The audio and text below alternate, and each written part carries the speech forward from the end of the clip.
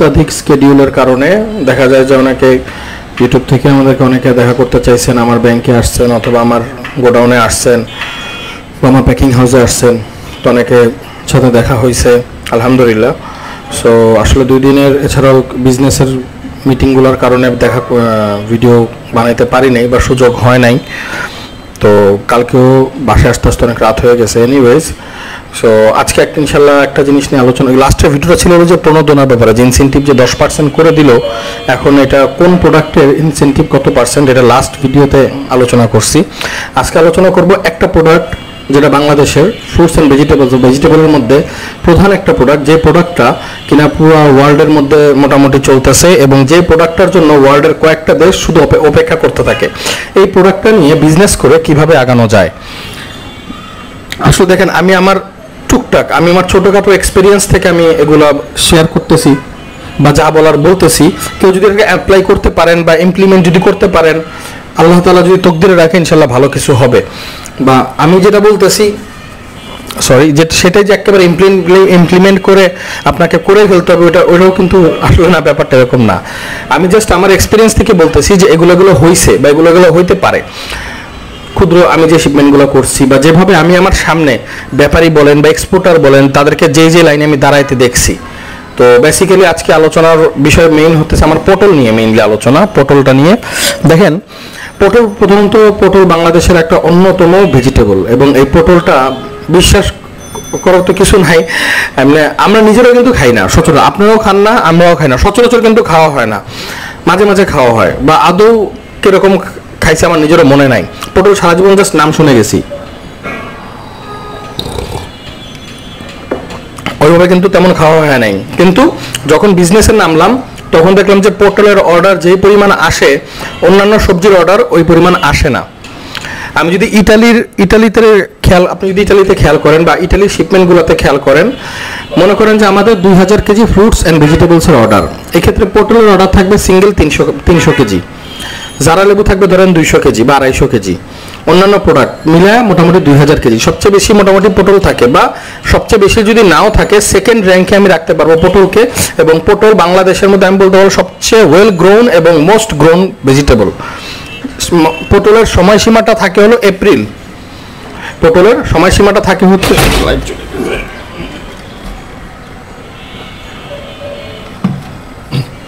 পটলের সময়সীমাটা আমি বলে দিই।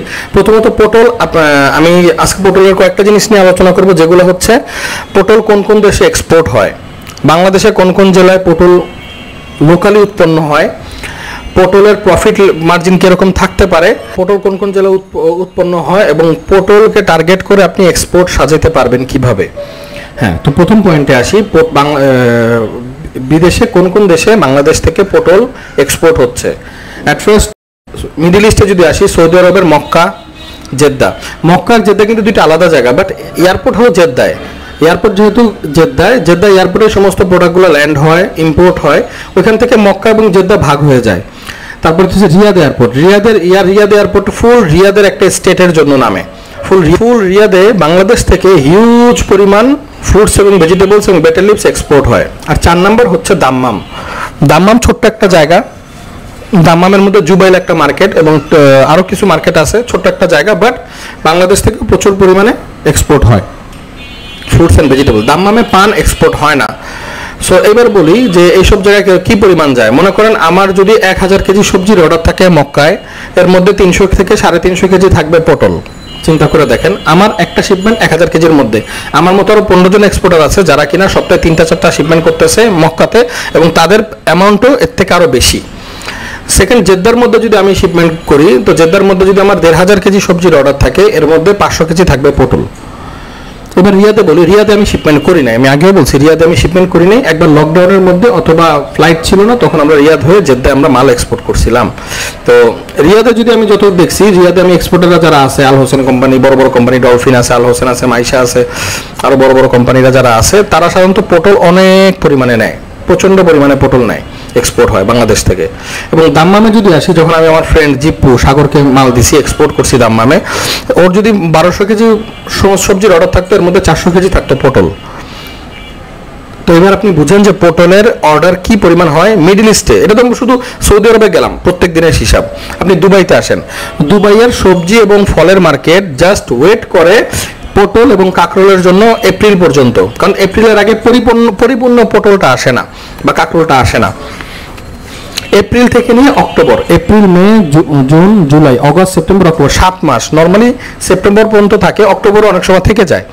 এপ্রিল থেকে নিয়ে একেবারে অক্টোবর পর্যন্ত দুবাইয়ের মার্কেটে পটল এবং কাঁকরোলের নিয়ন্ত্রণ চলে। বলতে পারেন পটল যদি 1000 কেজি আমার মালের অর্ডার থাকে, 500 কেজি 400 কেজি থাকে পটলের মধ্যে অর্ডার, সিঙ্গেল একটা প্রোডাক্টের অর্ডার, এবং এইভাবে আমি দিয়ে গেছি। তো প্রত্যেক দিন বাংলাদেশ থেকে পটল যাচ্ছে, ফ্লাইট ভরে ভরে পটল যাচ্ছে দুবাইতে। দেন আপনি যদি কাতারে যান, কুয়েতে যান, ওমানে যান, এই সমস্ত দেশে প্রত্যেক দিন পটলের অর্ডার একসাথে এক পার্টির 30 টন 40 টন করেও থাকতেছে। পটল হতেছে বললাম সবচেয়ে ওয়েল গ্রোন, এবং মিডল ইস্টের প্রত্যেকটা দেশে পটল জাস্ট এপ্রিল থেকে নিয়ে অক্টোবর পর্যন্ত জাস্ট মানুষ ওয়েট করে পটল, পরিপূর্ণ পটল কবে আসবে এবং এক্সপোর্ট করা শুরু হবে। এমন আছে 30-এর ফাইল, মনে করেন যে 30,000 কেজির কার্গো, 28,000 কেজি পটল ঢুকতেছে। সো মিডল ইস্ট গেল, ইউরোপে আসি, ইটালিতে আমরা পটলটা সাধারণত কুলিং করে দেই।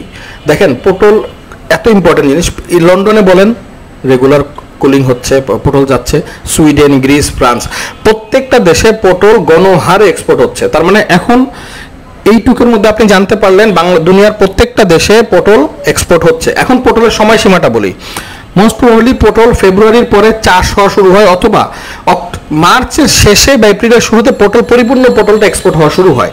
প্রথম দিকে দাম একটু বেশি থাকে, 70 টাকা 80 টাকা থাকে, পরে দাম কমতে কমতে 30 টাকাতে আসে, 27 টাকা দিকে থাকে। এর চেয়ে কম সাধারণত আমি পাই নাই। আসল হিডেন সিক্রেটটা পরে বলতেছি। তো এরকম থাকে, এক্সপোর্টার আমরা এইভাবে কিনে থাকি একটা অক্টোবর পর্যন্ত। শেষের দিকে যখন যায়, অক্টোবরের দিকে যখন যায়, তখন দামটা একটু, সো পটলের ব্যাপারটা তো আপনি দেখতেছেন। এবং পটল সাধারণত মিডল ইস্ট এবং ইউরোপে আমরা দুইভাবে দিই। মিডল ইস্টে আমরা সাধারণত কুলিং করি না সচরাচর পটল, কারণ লাগে না কেন, মিডল ইস্টে সাধারণত পটলটা তাড়াতাড়ি পৌঁছায় যায়। এবং মনে করেন ফ্লাইট বিকাল 5টায়, আমরা এয়ারপোর্টের দুপুর 12টার মধ্যে আমাদের সমস্ত সবজি এবং পান কার্গোতে ঢুকায় দেই, তারা লোডিং টোডিং করে 2টার মধ্যে বিমানে দিয়ে দেয়, এবং ওই মালটা ওই দিনই রাত্রে, দিবাগত রাত্রে 4টা 4:30টার দিকে পার্টি হাতে পেয়ে যাচ্ছে, ভোরবেলা পেয়ে যাচ্ছে। ইটালি বা ইউরোপের ব্যাপারটা একটু ডিফারেন্ট, সকাল 9টায় যদি ফ্লাইট হয়, ওই মালটা পরের দিন গিয়ে সকাল 9টায় গিয়ে পায়। যার কারণে ইউরোপে আমরা কি করি, প্রথমত পটলটা যখন আমাদের একদিন আগে আমরা অর্ডার দেওয়া থাকে, শিপমেন্টের একদিন আগে পটলটা আমরা নিয়ে ককশিটে ভরি। আমি একটা ভিডিওতে বাস্কেট এবং ককশিটটা দেখাইছি, ককশিটে ভরি। ককশিটে ভরার পরে ওগুলো আমরা কোল্ড স্টোরে নিয়ে যাই। আমাদের এখানে সূত্রপুরে শ্যামবাজার এখানে কোল্ড স্টোর আছে, উল্টিনগঞ্জে।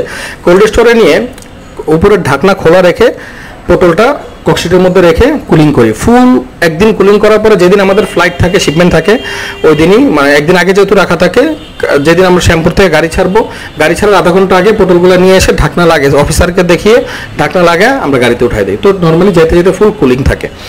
ঠিক ক্রিটিক্যাল আইটেম জাম, পটল, জামরুল, এগুলো আমরা এইভাবেই করি।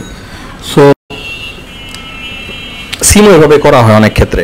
তো যেটা বলতে গেলাম যে পটল আপনি দেখলেন যে কি পরিমাণ চাহিদা, কোন কোন দেশে চাহিদা কি পরিমাণ যাচ্ছে। সেকেন্ড হচ্ছে বাংলাদেশের কোন কোন অঞ্চলে পটল হয়। আসলে এই ব্যাপারে আমার একটু ধারণা কম। প্রথমত আমি জানি যে যশোরে আপনার প্রচন্ড পরিমাণে পটল উৎপাদন হয়। তারপর আক্কেলপুর একটা জায়গা আছে, আক্কেলপুর, এই দুই জায়গার পটলটাই সাধারণত আমার আসে সবসময়। হয়তো যশোরের পটলটা আসবে, নইলে আক্কেলপুরের পটলটা আসবে। এই দুই জায়গার পটল বাংলাদেশ থেকে প্রচন্ড পরিমাণে এক্সপোর্ট বিদেশে হচ্ছে। এই দুই জায়গার চাষিদের সাথে আমাদের কন্ট্রাক্ট থাকে। আমি বলি চাষিদের সাথে আমরা সচরাচর কন্ট্রাক্ট করি নাই, আমাদের কন্ট্রাক্টটা থাকে ঢাকায় ব্যাপারীদের সাথে।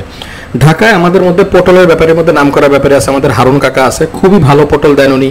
আমাদের আসলাম কাকা আছে, উনিও খুব ভালো পটল দেন, পাশাপাশি উনি গরুর ব্যবসাও করেন। দেন আমাদের মজিবর কাকা আছে, উনিও পটল খুব ভালো পটল দেন।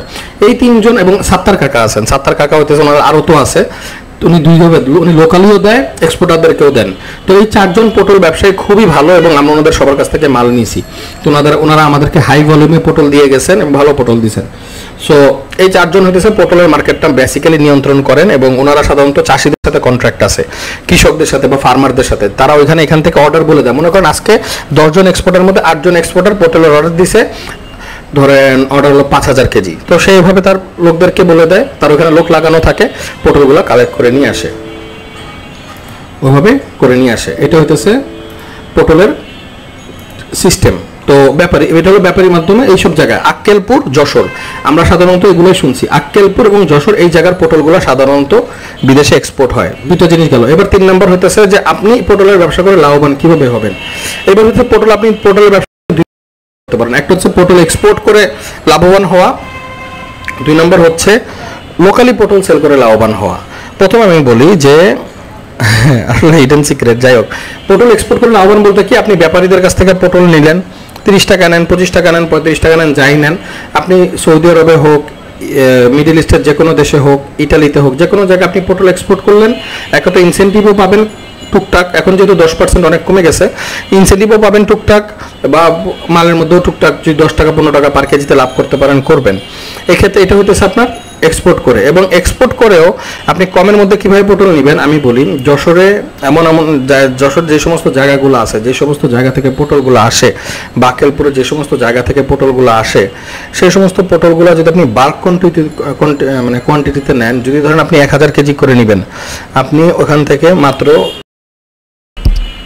তাদেরকে এক্সপোর্টারদের ডাটাবেস কালেক্ট করে এক্সপোর্টারদেরকে স্যাম্পল দেখান, এক্সপোর্টারদের সাথে বসেন, শ্যামপুরে যান, শ্যামবাজারে আসেন, এক্সপোর্টার দেখাইলে ইনশাল্লাহ যদি রেটে বনে যায়, আপনার রেটটা যদি কম হয়, কোয়ালিটি যদি ভালো হয়, তবে এক্সপোর্টাররা আপনার কাছ থেকে পটল নিবে। সেকেন্ড হচ্ছে এক্সপোর্টারটা বললাম যে আপনি বিদেশে দরকার পড়লে একটু ঘুরে আসেন, বিদেশে বিভিন্ন পার্টির সাথে কথা বলেন, শুধু একটা আইটেম পটল নিয়ে তাদের সাথে কথা বলেন যে আপনি প্রত্যেক সপ্তাহে 5000 কেজি পটল দিবেন, 2000 কেজি পটল দিবেন, 10,000 কেজি পটল দিবেন। তাদের সাথে যদি লিয়াজু হয়ে যায়, কন্ট্রাক্ট যদি হয়ে যায়, তবে পটল এক্সপোর্ট শুরু করতে পারেন। এবং পটল এক্সপোর্ট যদি শুরু করতে চান, the first step will be you have to visit the মোকাম, মানে কৃষকের কাছ থেকে আপনার পটলগুলো নিতে হবে। যখন কৃষকের থেকে পটল 10-12 টাকা নেবেন, প্রথমত 35 টাকা যদি আপনি রেটও ধরেন পার্টিরে, 20 টাকা লাভ, এক্সপোর্টের ইনসেন্টিভ, দুইটাই থাকতেছে। সো এই জিনিসগুলো যদি খেয়াল করেন, ইনশাআল্লাহ আমি ব্যক্তিগতভাবে মনে করবো পটল এক্সপোর্ট নিয়ে আগে যেতে পারবেন। এই নিয়ে যদি আরও কোনো কথা দরকার হয়, ইনফরমেশন দরকার হয়, আমাকে নক করবেন, ইনশাআল্লাহ হেল্প করবো। Thank you for watching my video.